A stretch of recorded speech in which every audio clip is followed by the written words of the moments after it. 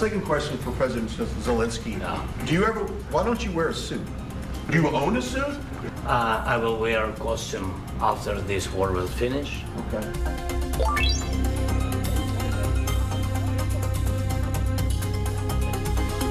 He's a killer and terrorist. And of course, no compromises with the killer about our territories. I think it's disrespectful for you to come to the Oval Office and try to litigate this in front of the American media. You're gambling with World War III. And what you're doing is very disrespectful to the country, this country.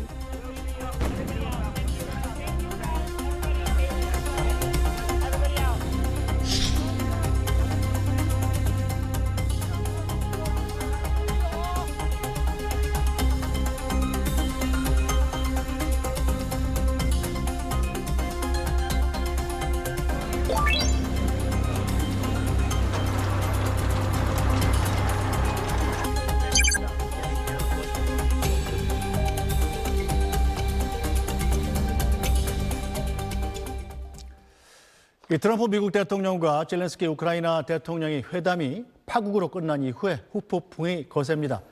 백악관이 공개적으로 우크라이나의 정권 교체를 거론하는가 하면 트럼프 미국 대통령은 우크라이나에 대한 미국의 군사 원조를 중단하라고 국방부에 지시했다는 보도도 나왔습니다.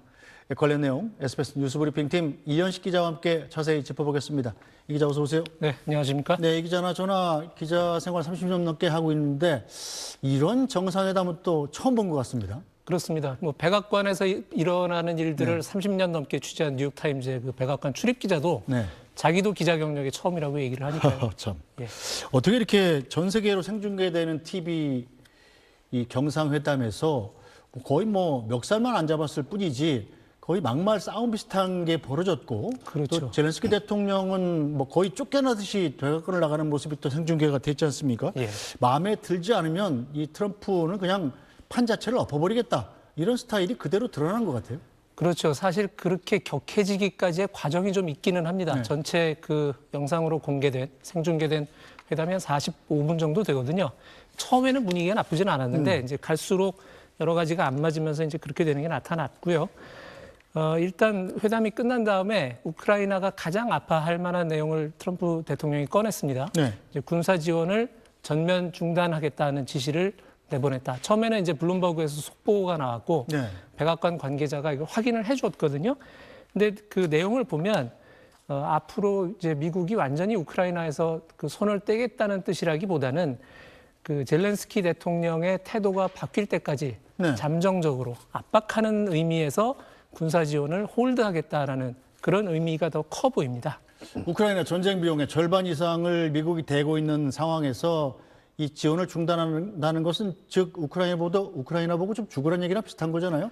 물론 평화를 위한 성실한 약속을 지킬 때까지 이런 뭐 전제 조건을 달았습니다만 이 평화를 위한 성실한 약속을 지킨다는 게 무슨 뜻입니까? 지금 일단 백악관에서 발표한 내용은 우크라이나 땅에 아직 도착하지 않은 군수물자의 이동을 몽땅 중단시킨다는 거거든요.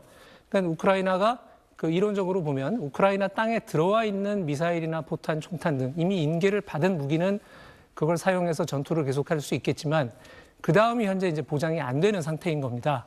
근데 이제 그 트럼프 대통령이 요구하는 거는 우크라이나가 더 이상 항전을 주장하지 말고 그다음에 뭐 그 군사 안전 보장을 얘기하지 말고 미국이 팀인 그 광물 협정에 사인하고 러시아와 지금 주어진 조건으로 평화 협정을 맺는데 동의하라는 겁니다. 그리고 그 처음에 그 이번에 이제 엉망이 된 정상회담을 할 때 백악관 측에서 젤렌스키 대통령한테 지금 화면에 나오는 것과 같은 그 검은색 그 셔츠, 군용 셔츠 같은 거 아닙니까? 네, 그렇죠. 저거 말고 양복을 입고 오라고 요청을 했었다고 하는데 그 의미는 뭐냐면 그 애초에 젤렌스키 대통령이 저런 복장을 하는 이유가 지금도 전선에서 싸우고 있는 우크라이나 장병들의 연대를 표현하기 위해서 저런 복장을 하는 거거든요. 그러니까 우리로 치면 재난이나 재해가 일어났을 때 고위 당국자들이 민방위복 입지 않습니까? 그거랑 같은 의미인데 저 복장 자체가 싸움을 계속하겠다는 의미로 받아들여지니 싸움을 그만하겠다는 의미로 양복을 입고 오라고 했던 겁니다. 근데 그 말을 따르지 않은 거에서부터 약간 트럼프 대통령은 기분이 좀 상했었어요. 그러니까 앞으로는 더 이상 싸움을 계속한다는 얘기를 하지 마라. 이게 지금 이제 트럼프 대통령의 그 의중이라고 할 수 있습니다. 네, 자 정상회담 시작은 화기애애했습니다만 일방적인 트럼프식 종전 구상에 대해서 젤렌스키 대통령은 반대의 뜻을 분명히 했습니다. 자 그러자 분위기는 극적으로 반전하는데요. 이때부터 트럼프 미국 대통령 그리고 또 미국 부통령의 2대1 난타가 시작됩니다. 당시 상황을 영상으로 보겠습니다.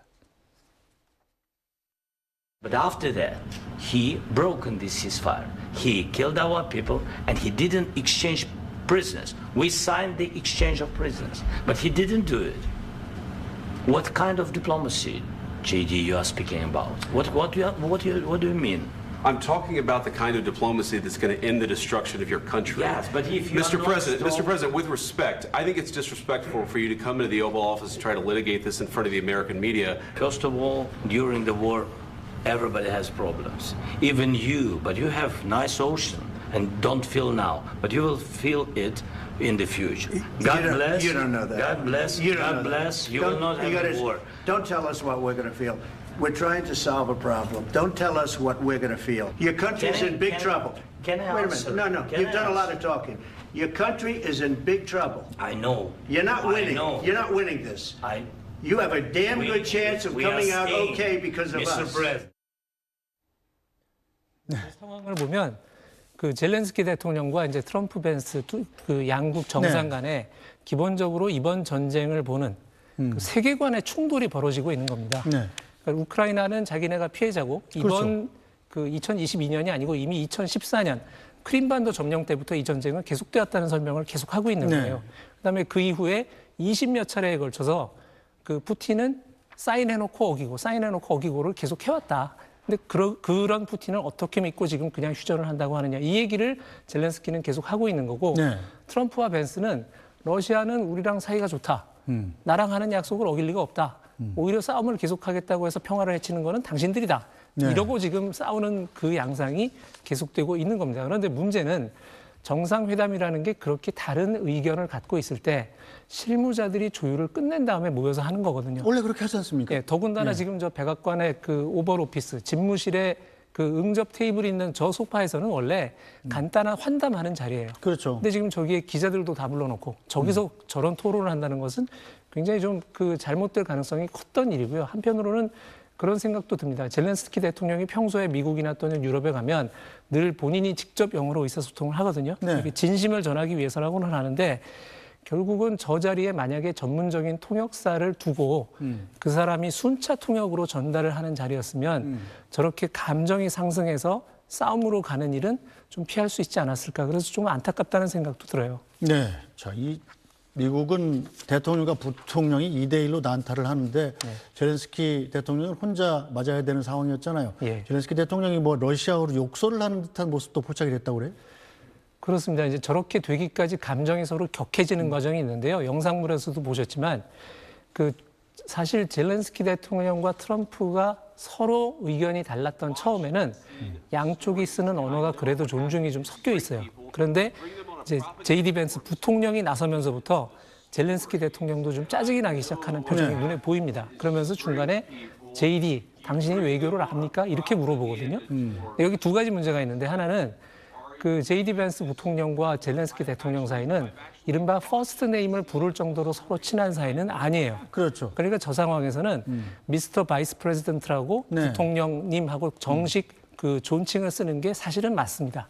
그런데 이제 친숙할 때 쓰는 호칭이 나갔고 또 하나는 당신이 외교를 알아라는 게 굉장히 아무래도 모욕적이죠, 좀 어떻게 보면. 그렇게 들릴 예. 수 있거든요. 그러면서 이제 젤렌스키 부통령이 본격적으로 핏대를 내기 시작하고 거기에 대해서 또 젤렌스키 대통령이 어쨌든 저게 지금 전 세계의 해명으로 나가는 방송이고 이제 네. 저거 끝나고 나면 광물협정 사인해야 되는 상황이거든요. 그렇죠. 그러니까 본인도 어떻게든 우크라이나 버전의 지금 상황에 대한 설명을 하고 싶었던 것 같아요.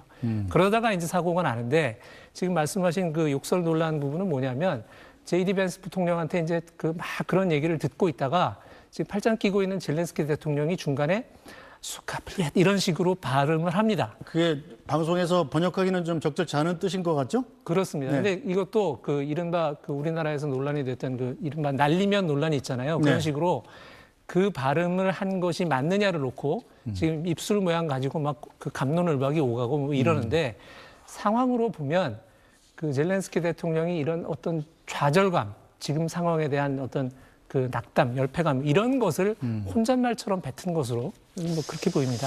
네, 자 일단 젤렌스키 대통령 백악관에서 모욕을 당하고 거의 쫓겨나다시피 쫓겨났습니다만 일단 아쉬운 건 젤렌스키 대통령 아니겠습니까? 그렇죠. 예. 미국의 도움 없이는 러시아를 막기 어렵다. 네. 이렇게 뒤늦게 수습을 하고 나섰고요.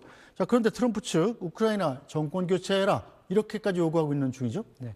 사실 이제 저러고 나서 원래는 그 광물협정 서명도 하고 오찬도 함께 하기로 돼 있었습니다. 저게 이제 워싱턴 DC의 금요일 오전이었거든요. 네. 그런데 저러고 나서 이제 일단 각자 양측 방으로 갈라져서 분을 삭히고 있다가 트럼프가 저 사람들 다 내보내 이래버린 거예요.